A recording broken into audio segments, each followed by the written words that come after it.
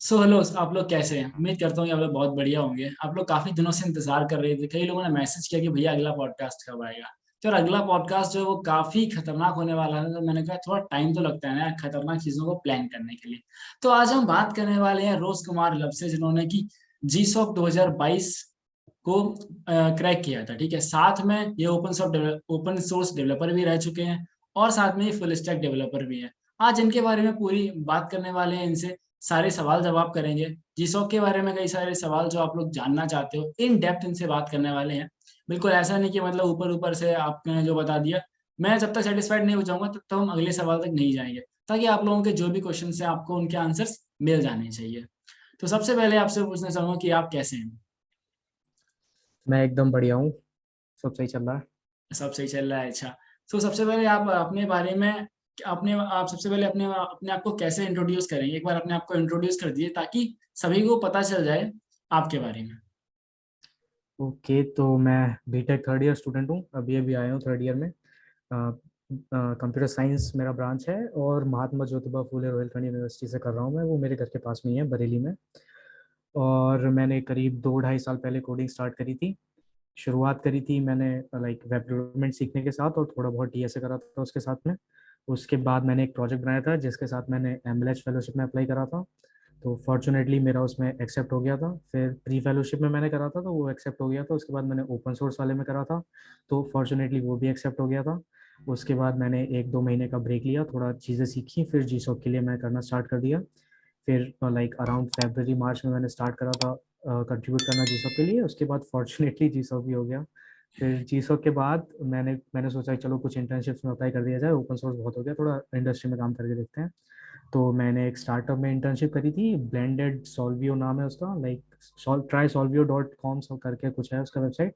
हम्म। तो उसके बाद अभी अभी जी सॉक खत्म हुआ है, तो अब देखो क्या करते हैं आगे। अच्छा, आप लोगों को मैं पहले ही बता देता हूँ कि जितना आसानी से इन्होंने बता दिया है कि मैंने फॉर्चुनेटली यहाँ अप्लाई किया और यहाँ हो गया। ऐसा नहीं होता है, किसी भी चीज़ के लिए आपको पर्टिकुलर हार्डवर्क करना पड़ता है। तभी आप किसी चीज़ में अप्लाई करते हैं, तब आप वहाँ पे सेलेक्ट होते हैं। ठीक है, अब हम सबसे पहले पूरी जर्नी के बारे में बात करने वाले हैं।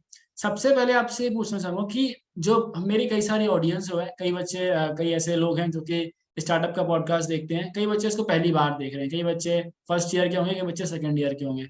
तो अगर आपको किसी नए बच्चे को ये बताना हो कि जीसॉक क्या होता है, तो आप इसको जीसॉक कैसे समझाएंगे? ओके, तो जी सॉक से पहले हम थोड़ा बात करते हैं ओपन सोर्स सॉफ्टवेयर क्या होता है। जैसे वीएलसी मीडिया प्लेयर तो सबने यूज कर रखा होगा। हम्म। तो वीएलसी मीडिया प्लेयर एक ओपन सोर्स सॉफ्टवेयर है। इसमें ओपन सोर्स का क्या मतलब है कि उसका जो सोर्स कोड रहता है वो ओपन रहता है यूजर्स के लिए। ओपन मतलब क्या होता है? ओपन मतलब ये होता है बेसिकली आप वो जाके देख सकते हो पूरा का पूरा कोड। कोड से बनी होती है चीज़ें, ये तो सबको पता ही है। तो वो कोड देख सकते हो, उसमें चेंजेस प्रपोज कर सकते हो। अगर जो उसके मेंटेनर या फिर प्रोजेक्ट मैनेजर्स हैं उनको वो चेंज पसंद आता है तो वो एक्सेप्ट भी कर सकते हैं। तो वीएलसी जैसे सॉफ्टवेयर में आपका कोड भी एक्सेप्ट हो सकता है। जैसे अब माइक्रोसॉफ्ट का एक वीडियो प्लेयर है, आपको उसमें कुछ एक फीचर ऐड करना है तो आपको माइक्रोसॉफ्ट में जॉब करनी पड़ेगी, ये करना पड़ेगा वो करना पड़ेगा। ओपन सोर्स में क्या है, आपको कोडिंग आती है, आप बताओ उनको मेरे को ये करना है, पुल रिक्वेस्ट डालो, कोड डालो, आपका एक्सेप्ट हो जाएगा। तो ओपन सोर्स सॉफ्टवेयर ये होता है जिसमें कंट्रीब्यूट करते हैं जो कम्युनिटी होती है, उस कंट्रीब्यूशन से वो प्रोजेक्ट बनता है। फॉर एग्जाम्पल लिनक्स कर्नल है, जो कि लिनक्स टोरवाल्ड ने बनाया था बहुत पहले, लेकिन वो एक बहुत तगड़ा ओपन सोर्स सॉफ्टवेयर है जो कि लिटरली ऑलमोस्ट 90% से ज़्यादा सर्वर्स पे काम करता है। जो एंड्रॉइड फ़ोन आपके पास है वो भी लिनक्स के ऊपर बना हुआ है। तो ओपन सोर्स सॉफ्टवेयर बहुत नेक्स्ट लेवल के सॉफ्टवेयर बन सकते हैं अगर उसमें अच्छे कंट्रीब्यूटर्स कंट्रीब्यूट करें तो। अब जीसो क्या है? जीसॉक बहुत सारे open source software, Google as a company बहुत सारे ओपन सोर्स सॉफ्टवेयर यूज करती है। तो अब वो चाहते हैं कि हम कम्युनिटी को वापस दें। हमने इतने सारे ओपन सोर्स सॉफ्टवेयर यूज करे हैं क्योंकि वो तो फ्री होते हैं, तो अब पैसे तो लग नहीं रहे हैं उसके। तो हम क्या कर सकते हैं? तो जीसॉक वाले ने सोचा कि ओपन सोर्स डेवलपमेंट बहुत स्लो होता है, 6 महीने 7 महीने 8 महीने में इतना इतना काम हो पा रहा है। तो क्यों ना हम 3 4 महीने का एक स्प्रिंट टाइप का रखें जिसमें जो मेंटेनर्स हैं वो एक प्रोजेक्ट डिफाइन कर दें कि हमें 3 महीने में प्रोजेक्ट कंप्लीट चाहिए। फिर जो कंट्रीब्यूटर है जो इंटरेस्टेड है वो उस प्रोजेक्ट को 3 महीने के अंदर अंदर कंप्लीट करके दे दे, मेंटर के फीडबैक के साथ में जो भी होता है बैक एंड फोर्थ। तो इससे क्या होगा कि नए कंट्रीब्यूटर्स आना चाहेंगे जीसॉक में क्योंकि इंसेंटिव होता है। और अब नए कंट्रीब्यूटर्स आएंगे तो वो अपने और कंट्रीब्यूटर्स को बोलेंगे। तो बेसिकली ये जीसॉक ये करता है कि ओपन सोर्स को प्रमोट करता है ताकि नए कंट्रीब्यूटर्स आएं और अच्छे कंट्रीब्यूशंस दें, ताकि जो ओपन सोर्स सॉफ्टवेयर वो यूज कर रहे हैं, जो दुनिया यूज कर रही है, उनको बढ़ावा मिले। ओके। सो आप बड़े ही सिंपल सिंपल शब्दों में बताया गया है। अब उम्मीद है कि आपको समझ में आ गया होगा कि ओपन सोर्स क्या होता है। अब ये जानें कि ओपन सोर्स के बारे में तो भैया समझ में आ गया। अब कई जगह मैंने अभी गूगल पे सर्च कर रहा था जी सर, तो भैया मेरे दिमाग में ना एक डाउट है। वो डाउट ये है कि कई लोग ऐसे कहते हैं कि मैंने जी सॉक क्वालिफाई कर लिया है, तो क्या मैं गूगल में इंटर्नशिप कर रहा हूँ? तो नहीं, गूगल के वेबसाइट पे काफ़ी, गूगल समर ऑफ कोड के वेबसाइट पे काफ़ी क्लियरली लिखा हुआ है कि ये इंटर्नशिप नहीं है। गूगल आपको एम्प्लॉय नहीं कर रहा है। आप एक ऑर्गेनाइजेशन पे as a open source contributor काम कर रहे हैं, और इस कंट्रीब्यूशन के गूगल आपको पैसे दे रहा है, थोड़े से स्टाइपेंड दे रहा है, ताकि मतलब आप अपने एजुकेशन एक्सपेंसेस कर सकें। तो गूगल का इसमें क्या कर रहा है, गूगल बस बढ़ावा दे रहा है ओपन सोर्स कंट्रीब्यूशंस को। तो आप ओपन सोर्स कंट्रीब्यूशंस कर रहे हैं 3 महीने के स्प्रिंट में, 3 महीने पिछले साल 1.5 महीने हो गया था। तो एक इंटर्नशिप नहीं है, एक मेंटरशिप प्रोग्राम है, जिसमें जो प्रोजेक्ट मेंटेनर्स होते हैं वो एज अ मेंटर आपको गाइड करते हैं कि ये प्रोजेक्ट आप करें। तो ये ओपन सोर्स प्रोग्राम है। ओके। सो उम्मीद करता हूँ कि आप लोग समझ में आया होगा। ये बहुत बहुत बड़ी मिथ होती है कि भैया मेरा जीसॉक हो गया है तो क्या ये जीसॉक इंटर्नशिप है? जीसॉक गूगल में इंटर्नशिप नहीं है। ठीक है। अब आगे ये जानूंगा मैं कि भैया आपने तो बता दिया। मैं बिल्कुल वैसे ही आप लोगों की तरह सवाल कर रहा हूँ, जैसे कि कॉलेज के फर्स्ट ईयर के सेकंड ईयर के बच्चे पूछते हैं कि भैया आपने ये बता दिया कि जीसॉक क्या है, ये मुझे समझ में भी आएगा जीसॉक क्या है। जीसॉक इंटर्नशिप भी नहीं है, ठीक है। आपने बताया ओपन सोर्स है, बहुत अच्छी चीज लगी मुझे। अब भैया ये बताओ कि मुझे अगर जीसॉक में पार्टिसिपेट करना है तो मुझे क्या क्या आना चाहिए, मतलब पहले से क्या क्या चीजें मैं पढ़ लूँ, अभी मैं फर्स्ट ईयर में आया हूँ, जिससे कि मैं जीसॉक को पहले बार में ही जीसॉक के अंदर सिलेक्ट हो जाऊं। तो क्योंकि वो ओपन सोर्स कंट्रीब्यूशन है, तो आपको पहले तो गिट एंड गिटहब सीखना पड़ेगा। गिट क्या है? गिट एक वर्जन कंट्रोल सिस्टम है। गिटहब एक वर्जन कंट्रोल सिस्टम, जो रिपोजिटरीज होती हैं उनकी एक होस्टिंग सर्विस है। तो जितने भी ओपन सोर्स कंट्रीब्यूशंस होते हैं वो गिट एंड गिटहब के थ्रू ही होते हैं। तो ये एक मेन प्री रेक्विजिट है किसी भी ओपन सोर्स कंट्रीब्यूशन को करने का। लेकिन ऐसा नहीं है कि आपको इन दोनों चीज़ों में मास्टर होना है पहले से पहले। आप बेसिक बेसिक देख लो, कैसे पुल रिक्वेस्ट करते हैं, कैसे इशू क्रिएट करते हैं, क्योंकि जैसे जैसे आप कंट्रीब्यूट करोगे तो नई नई चीज़ें सीखोगे। अपने हम्म। आप से वैसे भी नहीं सीख पाओगे कुछ भी। तो गिट हम्म। एंड गिटहब एक प्री रिक्वेजिट हो गया। उसके अलावा आपको कोई सी एक प्रोग्रामिंग लैंग्वेज तो आनी चाहिए। वो प्रोग्रामिंग लैंग्वेज कोई सी भी हो सकती है। आप देख सकते हो, आपको जैसे वीएलसी मीडिया प्लेयर भी कंट्रीब्यूट करना है क्योंकि आपको बहुत अच्छा लगता है, तो देखो आप वो सब कर रहा है क्या, जी सॉफ्ट में पार्टिसिपेट कर रहा है, तो कौन सी लैंग्वेजेस में कर रहा है। अगर आपको कोई लैंग्वेज नहीं आती है पहले से, तो आप देख लो जो भी आपको इंटरेस्ट लग रहा हो। आपको जैसे ग्नोम, अगर आप यूबंटू यूज करते हैं तो उसमें ग्नोम डेस्कटॉप होता है, तो उसमें आपको इंटरेस्ट आ रहा है, तो आप देख लो कौन सी उसमें लैंग्वेजेस यूज हो रही हैं, उसके बेसिक बेसिक देख लो। और बेसिक बेसिक देखने के बाद कंट्रीब्यूशन स्टार्ट कर दो, क्योंकि हर एक ओपन सोर्स प्रोजेक्ट में बिगनर इश्यूज होते हैं।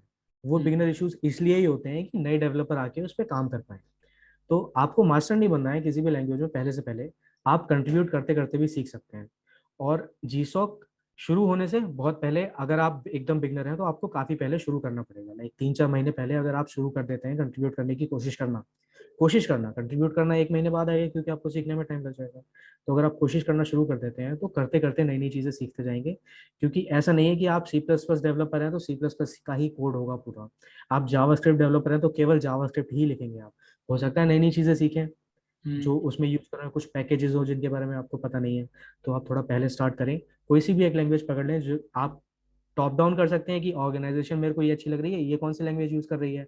या फिर ऐसा हो सकता है कि आपको कोई लैंग्वेज अच्छी लग रही है कि मेरे को पाइथन अच्छी लग रही है, तो मैं पाइथन के ऑर्गेनाइजेशन पे कंट्रीब्यूट करूंगा। तो आप देख लीजिए पाइथन की कौन कौन सी ऑर्गेनाइजेशन हैं, फिर उन पे कंट्रीब्यूट कर लीजिए। तो ये दो तरीके हो सकते हैं, लैंग्वेज कौन सी डिसाइड करनी है, मेरे को क्या करना है। तो गिट एंड गिटहब एक प्रीरिक्विजिट है, ऊपर से मोटिवेशन एक प्रीरिक्विजिट है, क्योंकि अब हम्म। मनी नहीं है तो क्या ही करोगे। उसके अलावा आप लैंग्वेज देख लीजिए एक, या तो आप ऑर्गेनाइजेशन से लैंग्वेज ले सकते हैं, या फिर आपको जो लैंग्वेज आती है उससे स्टार्ट कर सकते हैं। सबसे इंपॉर्टेंट चीज होती है स्टार्ट करना। एक बार स्टार्ट हो जाता है फिर चीजें सीखते सीखते हो जाता है। अच्छा। अब इसमें भी एक फिर भी एक क्वेश्चन रहता है कि भैया अगर मैं कई बार बच्चे इसमें कंफ्यूज रहते हैं कि लैंग्वेज में कौन सी चूज करूँ। बिकॉज वो सोचते हैं कि भैया पाइथन जो है, पाइथन बहुत ज़्यादा ट्रेंडिंग में है। भैया हमने सी प्लस प्लस सीखी हुई, सी सीखी हुई है मैंने, वो बहुत ज़्यादा पुरानी लैंग्वेज हो गई है। तो मतलब कि एक ऐसा क्या पैरामीटर होना चाहिए कि हमें इसके बेसिस पर ही लैंग्वेज सेलेक्ट करनी है, या फिर हम ये सोच के करें कि जो मान लो मैंने पाइथन सीखनी है और पाइथन ट्रेंडिंग है इस वजह से करें। तो हमको हो सकता है कि पाइथन में बहुत सारी ऑर्गेनाइजेशन मिल जाएंगी, या फिर मैं उस वो देख के करूँ कि जो मुझे आती है मैं उसी की ऑर्गेनाइजेशन देख लेता हूँ। तो इसमें क्या करना चाहिए? तो इसमें आप ऐसा कर सकते हैं, अगर आप फर्स्ट ईयर में हैं या फिर सेकेंड ईयर में हैं तो आपके पास अच्छा खासा टाइम है। आप ऐसा कर सकते हैं कि एक्सप्लोर कर सकते हैं। और गूगल समर ऑफ कोड में ऐसा भी होता है कि आप एक से ज़्यादा ऑर्गेनाइजेशंस में कंट्रीब्यूट कर रहे हैं। तो क्योंकि अभी आप फर्स्ट सेकेंड ईयर में आपको ज़्यादा कुछ आता नहीं है, आपके पास टाइम भी अच्छा खासा है, आपको कोई इंटर्नशिप और प्लेसमेंट का भी बर्डन नहीं है सर के ऊपर, तो आप जितनी चीज़ें हो सके उन चीज़ों को एक्सप्लोर करिए। क्योंकि ऐसे कोई मतलब हर किसी का अपना अपना होता है, किसी को कुछ पसंद आता है, किसी को कुछ पसंद आता है। तो डिसाइड करने के लिए कि मैं क्या करूं, तो उसके लिए सबसे अच्छा तरीका है ट्राई करके देखिए कि आपको कौन सा वाला ज़्यादा मज़ा दे रहा है। हो सकता है आपको पाइथन बिल्कुल बकवास लगे कि ये क्या है, हो हम्म। सकता है आपको जावास्क्रिप्ट बिल्कुल बकवास लगे, हो सकता है आपको लगे सी प्लस में इतना सारा क्यों लिखना पड़ता है, जावा में इतना सारा बॉयलर प्लेट क्यों है। लेकिन हो सकता है किसी को वो बॉयलर प्लेट अच्छा लगता है, किसी को वो कोड लिखना अच्छा लगता हो। तो इसका सीधा सीधा आंसर यही है कि आपको ट्राई करना पड़ेगा। तो अगर जैसे आपको वेबसाइट बनाने का मन है, आपको वेबसाइट पे काम करना है, तो जावास्क्रिप्ट के अलावा आपके पास और कोई रास्ता नहीं है। लेकिन हम्म। अगर बैकएंड में करना है, तो फिर तो आपके पास बहुत सारे ऑप्शंस हैं। आप जावा सीख सकते हैं, गोलैंग सीख सकते हैं, सी प्लस प्लस में भी बैकएंड लिखे जाते हैं। तो ये आपके ऊपर डिपेंड करता है। अब जैसे आपको एम्बेडेड लाइक हार्डवेयर के पास में काम करना है, तो फिर तो सी प्लस प्लस है और उसी के जैसे कुछ लो लेवल लैंग्वेजेस हैं वो यूज़ करनी पड़ेगी। हम्म। तो इसका सीधा सीधा एक ही तरीका है कि आप ट्राई करके देखिए। अगर आपके पास पहले से कोई कंसेप्शन नहीं है या फिर आपके पास पहले से कोई गोल्स नहीं है कि मेरे को वेबसाइट बनानी है, ऐप बनाना है या फिर जो भी बनाना है, तो आप ट्राई करके देखिए, यही एक तरीका है। अगर आपको थोड़ा सा इंक्लिनेशन है किसी चीज़ के लिए, जैसे कि आपकी कोई ऑर्गेनाइजेशन पसंद आ रही है कि वो क्या काम कर रही है, वो आपको पसंद आ रहा है, तो आप वो लैंग्वेज शुरू कर सकते हैं। तो ये आपके ऊपर डिपेंड करेगा कि आप एक्सप्लोर करके आपको क्या पसंद आ रहा है, क्या पसंद नहीं आ रहा ओके। सो ये बिल्कुल एग्जैक्ट आंसर था, यार फर्स्ट ईयर सेकंड ईयर में है, तो मैं रिकमेंड करूंगा कि आप पहले एक्सप्लोर करिए, फिर उसके हिसाब से हम काम करेंगे। अब भैया मैं तो अभी फर्स्ट ईयर में आया हूँ, तो मैंने तो क्लास 11th में, 11th और 12th में मैंने पाइथन पढ़ी हुई थी। सो क्या मेरा उतना प्रोग्रामिंग लैंग्वेज से काम चल जाएगा? बिकॉज मैंने बेसिक सिंटेक्स मुझे आता है, और क्लास 12th में मैंने थोड़ा बहुत मतलब कि मैंने एरे एरे वगैरह के बारे में पढ़ा हुआ था, स्टैक स्टैक क्यू के बारे में थोड़ा थोड़ा पढ़ा हुआ है। तो क्या उतनी प्रोग्रामिंग लैंग्वेज से मेरा काम चल जाएगा यहाँ पे? है। तो यहाँ पे जैसे कि पाइथन में आपने एरे और स्टैक की उस टाइप की चीज़ें पढ़ी हुई हैं, तो वो डेटा स्ट्रक्चर में आती है, वो हम्म। डेवलपमेंट फोकस नहीं है। तो मैं सजेस्ट करूंगा कि आप पाइथन में कोई एक आध प्रोजेक्ट बनाने की कोशिश करें। या फिर आप क्या कर सकते हैं कि जैसा कि मैंने स्टार्टिंग में बताया था कि आप ऑर्गेनाइजेशन देख लीजिए कोई पाइथन की, उसमें देख लीजिए कि कौन से बिगनर बिगनर इश्यूज हैं। बिगनर इश्यूज में कुछ रिक्वायरमेंट होगी कि ये पैकेज देखना है मेरे को, वो पैकेज देखना है, तो आपको एक थोड़ा थोड़ा मिलता जाएगा कि क्या पढ़ूँ आगे। अगर आपको बेसिक सिंटैक्स लिखना आता है तो आपको पैकेजेस ही सीखना है, और कैसे चीज़ें बनाते हैं वो सीखना है। हम्म। तो वो सीखने का तरीका यही है कि आप या तो प्रोजेक्ट बना सकते हैं या फिर ऑर्गेनाइजेशन में कंट्रीब्यूट करके आप एक दो चीज़ें छोटी मोटी देख सकते हैं। लेकिन इसमें मैं सजेस्ट करूंगा कि आप कंट्रीब्यूट करने पे इतना ज़्यादा भी ध्यान ना दें, क्योंकि आप जाएंगे देखेंगे इतने सारे इशू हैं, इतना बड़ा कोड बेस है, कुछ समझ में आ नहीं रहा है। मेरे को तो बस एरे स्टैक क्यूज लिखना आता है, ये क्या क्या है, इसमें तो फॉर लूप भी सीधा सीधा नहीं लिखा हुआ है। तो मैं सजेस्ट करूंगा कि आप एक आध प्रोजेक्ट बना लें तो सबसे सही रहेगा। ओके। अगर आप कॉलेज के फर्स्ट ईयर से हैं तो आप जरूर एक आधा प्रोजेक्ट बना लीजिए, उसके बाद आपको काफ़ी ज़्यादा हेल्प रहेगी इस चीज़ में। अब ये एक बच्चा जो है वो सेकेंड ईयर का है, ठीक है, उसका सवाल ये है, कोई बच्चा सेकेंड ईयर में पहुंच गया है, तो उसका सवाल अब ये रहेगा, भैया प्रोग्रामिंग लैंग्वेज तो हमने सीख ली है, प्रोजेक्ट भी हमने बना लिया कोई छोटा मोटा सा। अब भैया डीएसए कई बच्चों का सेकेंड ईयर में आता है एक्चुअली। कई बार क्या होता है कि कुछ कोई बच्चे प्राइवेट कॉलेज में है, कई बार डीएसए फर्स्ट ईयर में होता है, किसी का सेकेंड ईयर में होता है। तो डीएसए मैंने अभी स्टार्ट हुआ है डीएसए, तो मैं ये पूछना चाहता हूँ कि डीएसए कितना लेवल तक का हमको पढ़ना है, या हमको बिल्कुल मतलब हाई एंड डीएसए पढ़ना है, बिल्कुल हमको सब कुछ आना चाहिए, एकदम नेक्स्ट लेवल डीएसए आना चाहिए, या फिर हमको मतलब बेसिक डीएसए से ही हमारा काम हो जाना है? तो ओपन सोर्स कंट्रीब्यूशन में डीएसए का जो रूल है वो ये मानता हूँ, आपको प्रॉब्लम सॉल्विंग स्किल्स थोड़ी सी होनी चाहिए। कि मतलब आपको अगर कॉम्प्लेक्स कोड है तो वो लिखना आना चाहिए। ऐसा नहीं है आप कॉपी पेस्ट कर रहे हैं पूरा ही। हालांकि आपको बहुत सारी चीज़ें सीखनी पड़ेंगी, लेकिन डेटा स्ट्रक्चर का मेन रोल यही रहेगा। अगर आपको जीसॉक के लिए आप सोच रहे हैं तो डीएसए इतना ज़्यादा इंपॉर्टेंट नहीं है, उसका बस ये रोल है कि आपको कोड लिखना आ गया, आपका दिमाग चल रहा है बेसिकली। क्योंकि जब कोड लिखना शुरू करते हैं तो दिमाग नहीं चलता है, हम्म। डीएसए थोड़ा कर लेते हैं तो दिमाग थोड़ा चलना शुरू हो जाता है। तो डीएसए अगर आपने नहीं करा है तो नहीं है तो भी कोई दिक्कत नहीं है, आप डेवलपमेंट सीधे कर सकते हैं। लेकिन अगर आप सेकेंड ईयर में हैं तो थर्ड ईयर में आपको प्लेसमेंट का थोड़ा कुछ करना पड़ेगा, क्योंकि इंटर्नशिप वगैरह का टाइम आ जाएगा। तो आप थोड़ा डीएसए कर लें तो वो बेनिफिशियल रहेगा आगे के लिए। जीसो के लिए उतना ज़्यादा बेनिफिशियल नहीं रहेगा, जीसो के लिए बेनिफिशियल है ओपन सोर्स कंट्रीब्यूशन, क्योंकि वो एक ओपन सोर्स प्रोग्राम। ओके।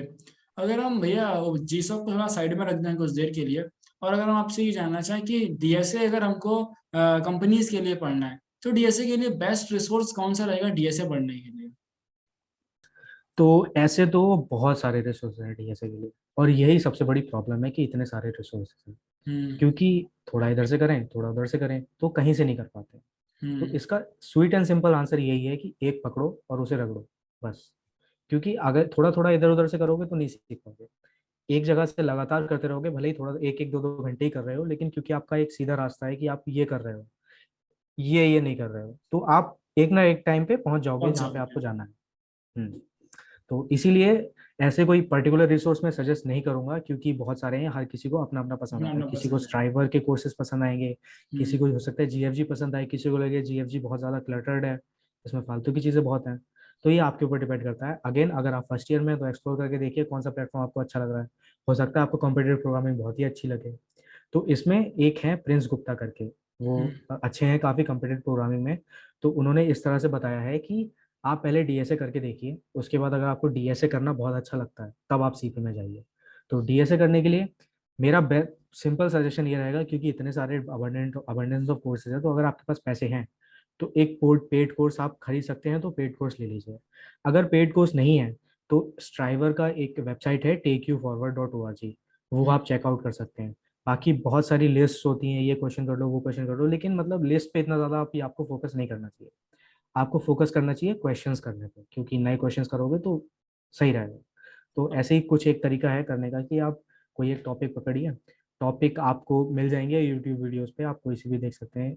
तो टॉपिक आप एक पकड़िए, पहले इजी इजी क्वेश्चन लगाइए उसके थोड़े से, फिर इजी इजी होने लगे, थोड़ा उसका समझ में आने लगे कि कैसे क्या हो रहा है, फिर मीडियम क्वेश्चंस लगाइए। जहाँ जहाँ अटक रहे हैं वहाँ वहाँ ट्यूटोरियल देखिए, अगर आप अपने खुद से कर रहे हैं। आपको ऐसा करना है कि प्रॉब्लम सॉल्व कर रहे हैं उसके बाद यूट्यूब वीडियो देखेंगे। ऐसा नहीं कर रहे हैं कि यूट्यूब वीडियो पहले देख रहे हैं फिर क्वेश्चन सॉल्व कर रहे हैं जाके, क्योंकि आपके पास सॉल्यूशन पहले से ही है। दिमाग हम्म। आप अपना लगाएंगे नहीं, आपकी प्रॉब्लम सॉल्विंग इंप्रूव होगी नहीं। आप 1000 क्वेश्चन भी लगा लेंगे लेट कोड पे, तब भी जिसने 300 क्वेश्चन ढंग से लगाए हैं वो आपसे आगे निकल जाएगा इंटरव्यू में। तो तो यही आपको सजेशन रहेगा मेरा कि प्रॉब्लम हाँ। फोकसिंग पर ज़्यादा ध्यान देना है, बिकॉज कई बार बच्चे क्या करते हैं, हैकर रैंक पे चले जाते हैं, वहाँ सॉल्यूशन अवेलेबल होता है, वहाँ से कॉपी करके पेस्ट कर लेते हैं, फिर उनको एक स्टार मिल जाता है, तो उस स्टार में बहुत ज़्यादा खुश रहते हैं कई बार। तो उस स्टार से कोई मतलब नहीं है। तो ऐसे स्टार पे आपको फोकस नहीं करना है, आपको एक्चुअल में जो आपको प्रॉब्लम सॉल्विंग स्किल्स हैं उसको बढ़ाना होता है। डीएसए का मोटिव बेसिकली यही होता है कि हम कितना फास्ट हाँ। प्रॉब्लम्स को सॉल्व कर पाते हैं। अब जैसे कि मैंने जीसॉक का प्रोसीजर होता है, वापस आते हैं अपने जीसॉक के ऊपर, टॉपिक के ऊपर। तो इसमें एक हमको प्रपोजल लिखना होता है, और प्रपोजल जो है वो 10 से 12 पन्ने का होता है। ठीक है। अब भैया हम तो फर्स्ट फर्स्ट ईयर के हैं, सेकेंड ईयर के हैं, हमसे तो दो चार पन्ने भी नहीं लिखे जाते हैं। ठीक है, तो आप ये बताइए कि प्रपोजल को हमको किस तरीके से लिखना है, और आपने किस तरीके से लिखा था? कौन कौन सी चीज़ों को हमको बहुत ज़्यादा ध्यान में रखना है ताकि हमारा प्रपोजल जो है एक्सेप्ट हो जाए? ओके, तो इसका मतलब अगर आप जैसे फर्स्ट ईयर में हैं, आपको 2-3 पन्ने भी नहीं लिखे जाते हैं, तो जैसा कि मैंने स्टार्टिंग में बताया था कि आपको पहले स्टार्ट कर देना है काफ़ी। क्योंकि आपको अभी ज़्यादा कुछ नहीं पता है, ना तो प्रोजेक्ट के बारे में, ना ऑर्गेनाइजेशन के बारे में, ना कोडिंग के बारे में। तो आप अगर पहले स्टार्ट कर देंगे तो आपके पास काफ़ी टाइम होगा नॉलेज एक्वायर करने के लिए। जैसे जैसे आप नॉलेज एक्वायर कर लेंगे वैसे वैसे आपको समझ में आने लगेंगी चीज़ें। और अगर चीज़ें समझ में आने लगती हैं तो 12 पन्ने का प्रपोजल कुछ नहीं है, आप 25 पन्ने का भी लिख सकते हैं। तो आपको प्रपोजल लिखने के लिए, जैसे कि मैंने बताया, 3 महीने का एक प्रोजेक्ट होता है। उस 3 महीने में वो प्रोजेक्ट कंप्लीट करना होता है, उस प्रोजेक्ट का प्रपोजल होता है कि आप पहले हफ्ते में क्या करेंगे, दूसरे हफ्ते में क्या करेंगे। तो इस लेवल का पता होने के लिए कि एक हफ्ते में ये हो जाएगा, उसके लिए आपको प्रोजेक्ट बहुत अच्छे से आना चाहिए कि इस प्रोजेक्ट में एग्जैक्ट होने वाला क्या है। तो उसके लिए आपको पहले से उसमें कंट्रीब्यूट करना पड़ेगा। या तो आपकी एक्सपर्टीज है उसमें, फिर तो आप हो सकता है 1-1.5 महीने में भी लिख लें प्रपोजल पूरा। हम्म। लेकिन अगर आपकी एक्सपर्टीज नहीं है तो आपको काफ़ी टाइम लगाना पड़ेगा चीज़ों को समझने में। एक बार आप चीज़ें समझने लग जाएंगे, उसके बाद आप बता पाएंगे कि मतलब एक हफ्ते में मैं ये कर लूंगा, अगले हफ्ते में ये कर लूंगा, 12 हफ्ते में ही ऐसे ऐसे कंप्लीट हो जाएगा। इसमें मैं 2-3 हफ्ते बफर के लिए छोड़ दे रहा हूँ कि अगर कुछ चीज़ें गड़बड़ हो जाती हैं तो इसमें बफर में मैं कर लेता हूँ। तो इसके लिए, अगर आप एकदम कुछ नहीं पता है आपको ऑर्गेनाइजेशन के बारे में, आपने कभी कंट्रीब्यूट नहीं करा है, तो प्रपोजल के बारे में बिल्कुल मत सोचिए। वो आपको बस एंजाइटी देगा और कुछ नहीं देगा। तो आप क्या करें, आप स्टार्ट कर दें बस। आपने एक इशू करा, उसकी मर्ज रिक्वेस्ट करवा दी, दूसरा इशू पकड़ा, उसकी मर्ज रिक्वेस्ट करवा दी, धीरे धीरे कंट्रीब्यूट करा। आपने मेंटेनर से बात करी, ये सबसे ज़्यादा इंपॉर्टेंट है। जो मेंटेनर्स हैं, जो मेंटर्स हैं, उनसे पूछिए आप सिंपल से सिंपल क्वेश्चन पूछिए कि ये नहीं समझ में आ रहा है, ये नहीं समझ में आ रहा है, इसके बारे में बताइए। तो जितना ज्यादा आप बात करेंगे उनसे, उतना ज्यादा आपको नई नई चीजें पता चलेंगी जो आपको नहीं पता है, क्योंकि उन्हें पता है, आपको नहीं पता है। तो ये डेटा एक्सचेंज होने के लिए एक ही तरीका है, बात करिए उनसे। बात करनी पड़ेगी। तो बात कैसे करनी है? बात करने के लिए आप उनके फोरम्स पे, जैसे जो भी आप ऑर्गेनाइजेशन चूज करेंगे, 4-5 लिंक्स होती हैं साइड में। IRC होता है, फोरम होता है, तो उनमें से कोई सा भी एक चूज करिए, उस पर खोलिए और फिर उनसे बात करना स्टार्ट करिए कि ठीक है, मैं ये हूँ, मेरे को कंट्रीब्यूट करना है, कोई आप सजेस्ट कर सकते हैं कि मैं कहाँ से स्टार्ट करूँ। तो काफ़ी सारे ऑर्गेनाइजेशंस में उन्होंने बना रखे होते हैं कि आप यहाँ से स्टार्ट कर सकते हैं, यहाँ से स्टार्ट कर सकते हैं। फिर आपने स्टार्ट करा, आपने थोड़ा सा करा, आप यहाँ अटक गए कि मेरे से प्रोजेक्ट ही सेटअप नहीं हो रहा है, मेरा लैपटॉप पे चल ही नहीं रहा है। आपने थोड़ा चलवा दिया, तो कैसे चलाऊँ मैं? तो वो बताएंगे ऐसे ऐसे करो। कभी कभी जैसे आप ऐसा कर सकते हैं कि फोरम पे जो पुराने कंट्रीब्यूटर्स थे, उनने भी यही सवाल पूछे होंगे जैसे जो सवाल आप पूछ रहे हैं, तो हम्म। उनके सवाल जवाब पढ़िए। तो फोरम पे जो बातें हो चुकी हैं, वो बातें पढ़ पढ़ के आपको बहुत सारी चीज़ें पता चलेंगी प्रोजेक्ट के बारे में और क्या करना है प्रोजेक्ट में। तो ये दो चीज़ें हैं, कंट्रीब्यूट करना, मेंटर से बात करना। मेंटर से बात करने के साथ साथ जो फोरम है, उस पे जितने भी मैसेजेस हैं, जितने आप पढ़ सकते हैं उतने पढ़िए। जैसे आपको एक क्वेश्चन है कि ये एक पर्टिकुलर एरर आ रहा है जब मैं सेटअप करने की कोशिश कर रहा हूँ, तो आप उस एरर को कॉपी करिए, गूगल पे सर्च करने की बजाय आप उस फोरम पे सर्च करने की कोशिश करिए पहले। नहीं हो रहा है तो आप किसी को जानते हैं जो कम्युनिटी में एक्टिव है, उस कम्युनिटी से बात करिए। तो open source is like about community. तो जितने ज़्यादा लोगों से आप बात करेंगे, जितने ज़्यादा लोगों से आप पूछेंगे, मेंटर से पूछेंगे, तो एक रिलेशनशिप बनेगा कि हाँ ठीक है, ये बच्चा 3 महीने से मेरे से सवाल पूछ रहा है और आगे बढ़ रहा है। तो वो जान जाएंगे आपको। आप प्रपोजल लिखेंगे तो प्रपोजल में मदद करेंगे आपकी कि 1 हफ्ते में ये हो जाएगा क्या। आपको नहीं पता तो आप पूछ सकते हैं उनसे कि मैं किस किस किस तरह से ब्रेकअप कर सकता हूँ। तो ऐसा कर सकते हैं। यही चीज़ मैंने करी थी। ओके। तो मैंने स्टार्ट करा था कि मतलब ठीक है, ये 4 प्रोजेक्ट दिख रहे हैं मुझे, तो मैं कौन मेरे स्किल से कौन अलाइन कर रहा है, कौन सा अलाइन कर रहा है। तो एक UI रीराइट करके था प्रोजेक्ट जो मेरे स्किल से अलाइन कर रहा था। तो मैंने बोला कि मैं इसमें इंटरेस्टेड हूँ, तो मैं कहाँ से स्टार्ट करूँ। तो उन्होंने बोला ये यहाँ पे ये चीज़ें लिखी हुई हैं, पूरा जो मैसेज है वो दोबारा पढ़िए। तो सबसे ज़्यादा दिक्कत क्या होती है नए लोगों को, जो नए कंट्रीब्यूटर्स होते हैं, जो लिखा होता है वही हम्म। समझ में नहीं आता है। तो उसका तरीका क्या है, बार बार पढ़ना, क्योंकि उसमें एब्स्ट्रैक्ट चीज़ें लिखी होती हैं, क्योंकि वो उस इंसान ने लिखी हैं जिसको आती हैं वो चीज़ें। तो उसने हम्म। तो लिख दी, उसके लिए तो कैजुअल है, आपको पता ही नहीं है वो क्या है। तो इसका एक तरीका है कि आप बार बार पढ़िए, आपको ये चीज़ समझ में नहीं आ रही है वो पूछिए। तो जैसे जैसे आप पूछेंगे वैसे वैसे आपको समझ में आएगा। तो पहला स्टेप होता है जो भी प्रोजेक्ट में आप कंट्रीब्यूट करने की, उसको लोकल सेटअप करिए। लोकली सेटअप करने के बाद उसमें थोड़े थोड़े चेंजेस करिए कि ये चेंज करने से क्या हो रहा है, वो चेंज करने से क्या हो रहा है। ऐसे ऐसे आपको पता चलेगा। उसके बाद उनसे बात करिए कि प्रोजेक्ट का स्कोप क्या है, प्रोजेक्ट में एग्जैक्टली बनाना क्या है, कैसे कैसे बनेगा, डिलीवरेबल्स क्या है कि मतलब क्या डिलीवर करना है 3 महीने बाद।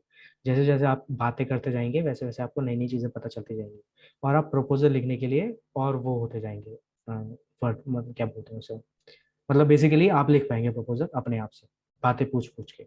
मतलब आपको ज़्यादा इन्फॉर्मेशन हो जाए तो आप सही से उसको प्रपोजल को लिख पाएंगे। ओके। हाँ अब भैया प्रपोजल भी मैंने लिख लिया है। अब जैसे कि भैया अगर मेरे पास, मैंने एक चीज़ भैया गूगल पे देखी थी कि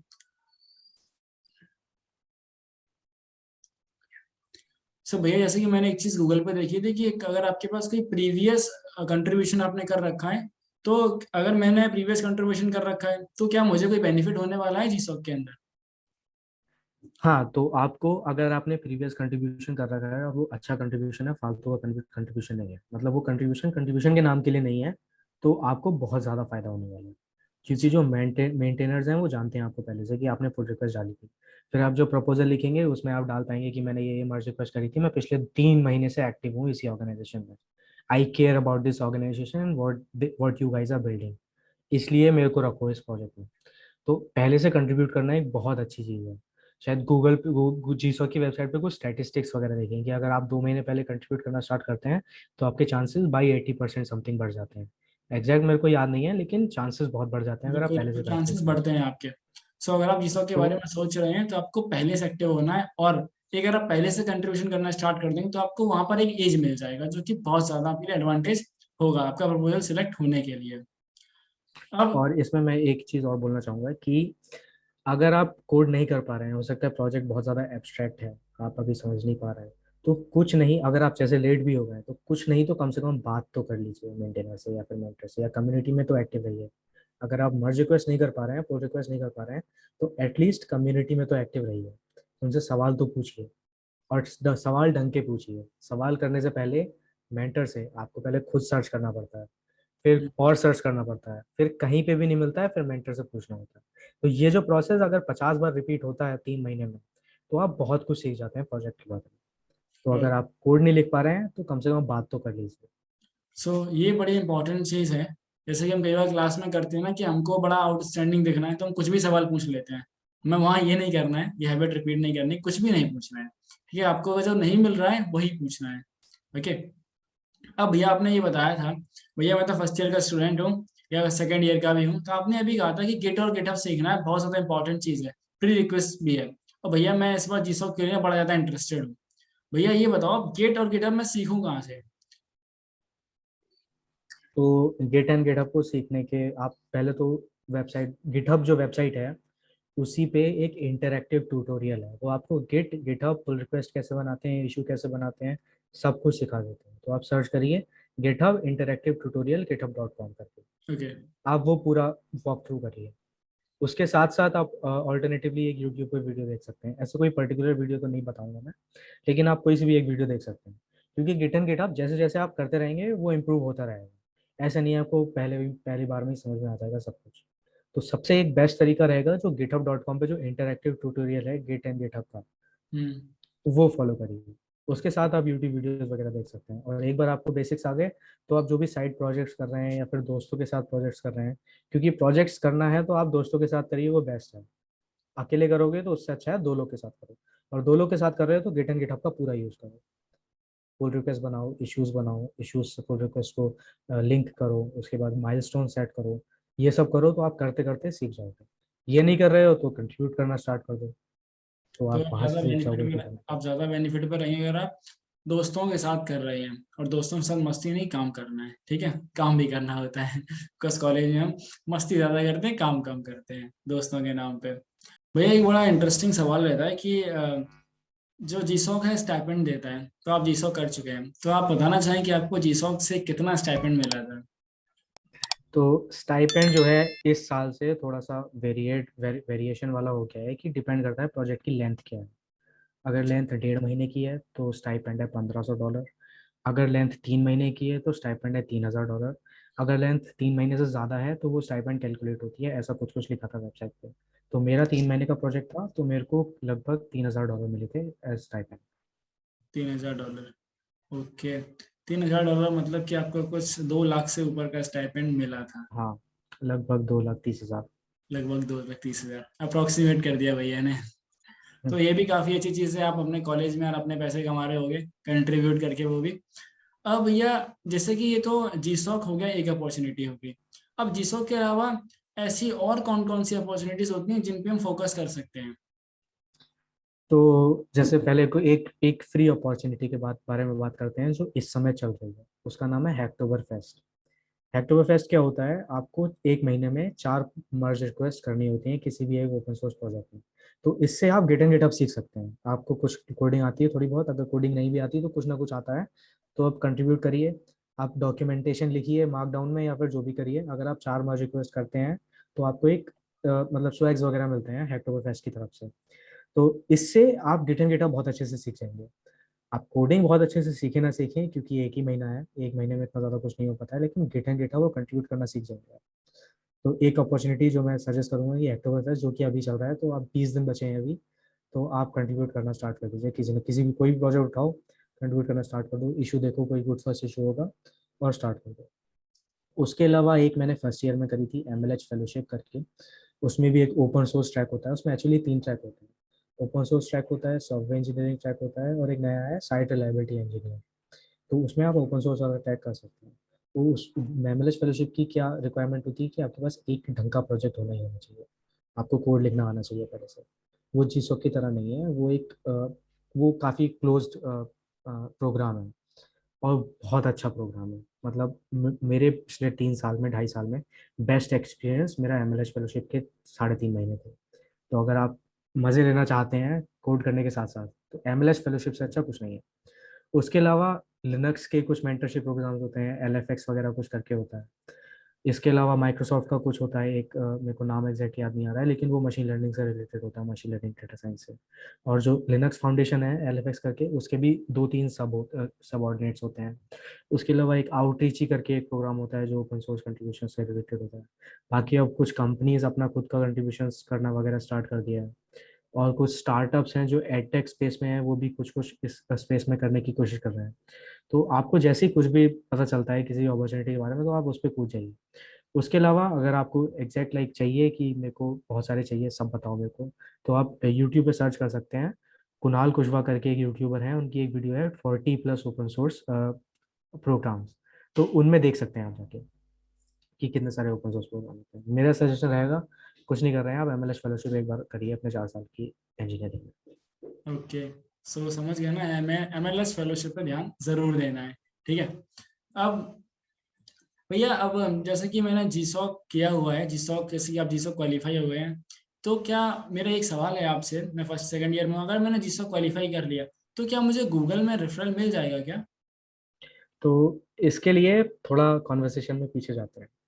तो जैसे कि मैं बता रहा था कि गूगल जीसॉक क्यों करवा रहा है। गूगल जीसॉक करवा रहा है ओपन सोर्स को प्रमोट करने के लिए। तो अगर हम्म। गूगल जीसॉक के बाद रेफरल देने लग जाए, तो लोग तो जीसॉक इसलिए करेंगे क्योंकि उन्हें गूगल में रेफरल चाहिए, क्योंकि गूगल में पैसे बहुत मिलते हैं, अच्छी जॉब है, हम्म। बहुत अच्छी जॉब है। तो अब हर बंदा जीसॉक इसलिए कर रहा होगा क्योंकि उसे गूगल का रेफरल चाहिए, हम्म। इसलिए गूगल वालों ने बंद कर दिया। तो गूगल ओपन सोर्स प्रोग्राम है जिसमें ओपन सोर्स कंट्रीब्यूशन होते हैं, ना उसके आगे कुछ ना उसके पीछे कुछ। It is an open source program. ठीक है। मतलब कि इस रियलिटी के साथ में कई बच्चों के अरमानों पे आंसू होगा। वो सोच रहे थे कि हम गूगल जी सब निकाल के गूगल में जाएंगे। इसलिए कहते हाँ। हैं इन्फॉर्मेशन बड़ी इंपॉर्टेंट होती है, और सही इन्फॉर्मेशन। अब भैया, आप कॉलेज के थर्ड ईयर में हैं, आपके कॉलेज से काफ़ी अच्छा काफ़ी एक्सपीरियंस रहा होगा, आपने काफ़ी सारे प्रोग्राम्स ओपन सोर्स में पार्टिसिपेट किया, शिप करी है, आप मॉनेस्टर डेवलपर हैं। एक बच्चा जो बिल्कुल फर्स्ट ईयर में है, बस अभी जा ही रहा है, मतलब एडमिशन प्रोसेस चल रही है, आप उसको क्या टिप्स देना चाहेंगे कि कौन कौन सी चीज़ें आपको करनी है, कौन कौन सी चीज़ें अवॉइड करनी है, अपने एक्सपीरियंसेस के बेसिस पर? ओके, तो इसमें सबसे पहले तो आपको एक्सप्लोर करना है। ठीक है, आप जितनी चीज़ें एक्सप्लोर करेंगे उतनी आपकी नॉलेज बढ़ेगी। और एक्सप्लोर आपको ढंग की जगहों से करना है। जो रिसोर्सेज आप कंज्यूम कर रहे हैं वो रिसोर्सेज अच्छे होने चाहिए। अच्छे रिसोर्सेज कैसे पता चलेंगे? वो क्या कर रहे हैं अपनी लाइफ में, क्या वो एक अच्छी जगह पे काम कर रहे हैं या फिर उनकी बातें अच्छी लग रही हैं। क्योंकि अभी आपको कुछ पता नहीं है, तो आप डिसाइड करना आपके लिए मुश्किल है कि हम्म। आप मतलब कि ये रिसोर्स अच्छा है या नहीं। तो आप क्या कर सकते हैं, आपके कोई सीनियर हो या फिर किसी को आप जानते हो, तो उनसे पूछिए क्या ये रिसोर्स ठीक है। एक्सप्लोर करना है और ढंग की जगह से एक्सप्लोर करना है। उसके अलावा फालतू यूट्यूब वीडियोस नहीं देखने हैं हम्म। कि मतलब फैन कैसे जाएं, वो कैसे जाएं, ये कैसे जाएं। आप पहले कोडिंग पे ध्यान दीजिए, कोडिंग में कितना मजा आता है। अभी 4 साल में जॉब तो लग जाएगी, तो आप कोडिंग को एम्ब्रेस करिए। क्योंकि लोग क्या करते हैं, फर्स्ट ईयर से ही मेरे को गूगल जाना है, तो ये बहुत गलत चीज़ है। ठीक है, गूगल जाना है चले जाना, लेकिन 4 साल हैं अभी, तो कुछ तो करोगे 4 साल में, या बस गूगल के पीछे पड़े रहोगे? तो एक्सप्लोर करो, दोस्त बनाओ, ढंग के दोस्त बनाओ। दोस्त बहुत तरह के मिलते हैं कॉलेज में, ढंग के दोस्त बहुत कम होते हैं। ढंग हम्म। के सर्कल में रहो। कुछ लोग होते हैं जो आपको नीचे गिरा देंगे, आपके 4 साल में आपको पता भी नहीं चलेगा कब 4 साल निकल गए, आपने क्या क्या कर लिया लाइफ में। दोस्त बनाओ, अच्छे दोस्त बनाओ, और उनके साथ कोडिंग करो। और कम्युनिकेट करो उनसे कि यार ये नहीं हो रहा, वो नहीं हो रहा। जैसे जब मैंने स्टार्ट करा था, तो मैंने कोड शेफ का लॉन्ग चैलेंज दिया। तो मैंने अपने दोस्त से कहा भाई तू भी दे। नहीं तू दे, अभी दे ये क्वेश्चन सबमिट कर तुरंत, क्योंकि सबमिट करेगा तो और भी क्वेश्चन करेगा, क्योंकि तेरा स्किन इन द गेम आ जाएगा। तो थोड़ा फोर्स करो अपने दोस्तों को, दोस्तों में फोर्स करेंगे तो ऐसे कम्युनिटी टाइप की बन जाएगी। अगर आपका कॉलेज अच्छा नहीं है, जहाँ पे कम्युनिटी नहीं है, तो आपको खुद बनानी पड़ेगी। ज़रूरी नहीं है कॉलेज, पूरे कॉलेज की कम्युनिटी बनाओ कि अब मैं कोडिंग क्लब शुरू करूंगा। नहीं, आप 2-3 दोस्त बना लो अपने, उनके साथ कोडिंग करो। तो उसके साथ साथ आप मतलब एक्सप्लोर भी करो, प्रोजेक्ट बनाओ, DSA थोड़ा बहुत कर लो। ऐसे एकदम फिक्स बात नहीं बनाना है कि मैं इस महीने ये करूंगा, इस महीने ये करूंगा, इस महीने ये करूंगा, क्योंकि फिर नहीं होने वाला। वो नहीं होगा, आप डिमोटिवेट हो जाओगे, छोड़ दोगे। कि मैंने तो सोचा था फर्स्ट ईयर में मैं गूगल की इंटर्नशिप निकाल लूंगा, तो अब तो निकल नहीं रही, तो क्या करना, फिर तो कोई मतलब ही नहीं है। छोड़ तो देते हैं। पहले से गोल्स मत बनाओ, अभी अभी अभी शुरू हुआ है यार, थोड़ा मजे करो, कोडिंग को एम्ब्रेस करो। कितना बढ़िया चीज़ है, कितनी सारी चीज़ें बना सकते हो। 4 साल में हो सकता है आप एक ऐसा प्रोजेक्ट बना लो जो पूरा कॉलेज यूज़ कर रहा है। पूरा कॉलेज क्या पूरा देश यूज कर रहा है। तो अब ये तो तब हो पाएगा ना जब आप प्रोजेक्ट बनाने पे फोकस करेंगे, आप कोडिंग करने पे फोकस करेंगे, ना कि गूगल में जॉब लगने से। जैसे आपको गूगल में जॉब चाहिए तो आपको at the end of the day best case scenario में गूगल में जॉब मिलेगी। लेकिन अगर आप अपना दिमाग खुला रखते हैं तो क्या पता क्या हो जाए। हो सकता है आप एक बहुत प्यारा सा प्रोजेक्ट बनाएं जो बहुत लोग यूज करें। तो अपना दिमाग खुला रखिए, बस ओपन माइंडेड रहिए, क्योंकि अब ये भी शुरू हुई हैं चीज़ें। तो ये तो वो बातें वो हो गई जो कि हमें कॉलेज में करनी है। अब क्या फ्रेशर्स को बोलेंगे और क्या कॉलेज में नहीं करना, मतलब ये तो बिल्कुल अवॉइड करना है। तो सबसे पहले तो बेकार दोस्त बिल्कुल अवॉइड करने हैं किसी भी हालत में। और किसी भी एक कंपनी की रट लगाना बिल्कुल अवॉइड करना है स्टार्टिंग में। और एक चीज़ सबसे ज़्यादा अवॉइड करनी है कि देख लेंगे बाद में देखेंगे, थर्ड ईयर में करेंगे, सीधे फोर्थ ईयर में करेंगे। तो स्टार्ट कर दो, भी क्या ही कर रहे हो, खाली बैठे हो दोस्तों के साथ, मस्ती के साथ में भी हो जाती है, आधे एक घंटे कर लो। तो ना स्टार्ट करना एक बहुत बड़ी दिक्कत है। और बस सोचते रह जाना एक बहुत बड़ी दिक्कत है। जो इंसान कर रहा है उसको नीचे गिराना और खुद भी स्टार्ट ना करना, ये एक चीज़ है जो आप अवॉइड करना चाहेंगे। बाकी ऐसे इतने ज़्यादा कुछ चीज़ें तो है नहीं अवॉइड करने के लिए, लेकिन मतलब जैसे अगर आपकी चलो इंग्लिश अच्छी नहीं है, मेरा एक दोस्त है उसकी नहीं है अच्छी, तो आप उस पर फोकस करिए क्योंकि इंग्लिश काफ़ी इंपॉर्टेंट है। आप माने या ना माने, बहुत मदद करेगी अगर आपको इंग्लिश आती है तो। मुझे और एक चीज़ है जो मैं बोलना चाहूँगा, कंप्लेंट करना अपनी ज़िंदगी में बंद कर दीजिए। आपके पास नहीं है तो छीनिए उनसे, मेहनत करिए उसके लिए। अगर मैं कंप्लेंट कर रहा होता तो मैं कुछ नहीं कर रहा होता, मेरा कॉलेज बहुत बिल्कुल ही बेकार है प्लेसमेंट से रिलेटेड चीज़ों में। मैं बहाने बना रहा होता, मैं कंप्लेंट कर रहा होता कि ये अच्छा नहीं है, वो अच्छा नहीं है, 11 12 में पढ़ लिया होता काश मैंने, तो कुछ अच्छा हो जाता। कुछ अच्छा अभी भी हो सकता है अगर आप मेहनत करोगे। तो कंप्लेंट करना बंद कर दो अपनी ज़िंदगी से, take ownership of your life. ये लास्ट में बहुत अच्छी चीज़ आपने कही है कि ओनरशिप अपनी लाइफ की लो। जो हो चुका है ना, वो हो चुका है, उसको कुछ नहीं कर सकते। पास्ट का सोच के हम प्रेजेंट बर्बाद करेंगे, फिर हम फ्यूचर का सोच के फिर हम प्रेजेंट बर्बाद करेंगे, एट लास्ट हम प्रेजेंट को ही बर्बाद करेंगे। सो आज की कन्वर्सेशन में काफ़ी ज़्यादा अच्छा लगा। अगर आप भैया से कनेक्ट होना चाहते हैं, सो आप मैं डिस्क्रिप्शन बॉक्स में आपको लिंक्डइन प्रोफाइल दे दूंगा, आप वहाँ से कनेक्ट कर सकते हैं। जो भी आपको पूछना है वो आप पूछ सकते हैं, आपको भैया बड़े अच्छे से गाइड कर देंगे। और इस वीडियो को देखने के लिए अगर आप इस एंड तक आए हैं तो आप ज़रूर बताना कि आप किस सिटी से इस वीडियो को देख रहे हैं। बाकी चैनल को सब्सक्राइब जरूर कर लेना, आपको ऐसे ही वीडियो चैनल पर मिलते रहेंगे। बाकी मिलेंगे आपसे विषय में एक और ऐसे ही अगले वीडियो के साथ में।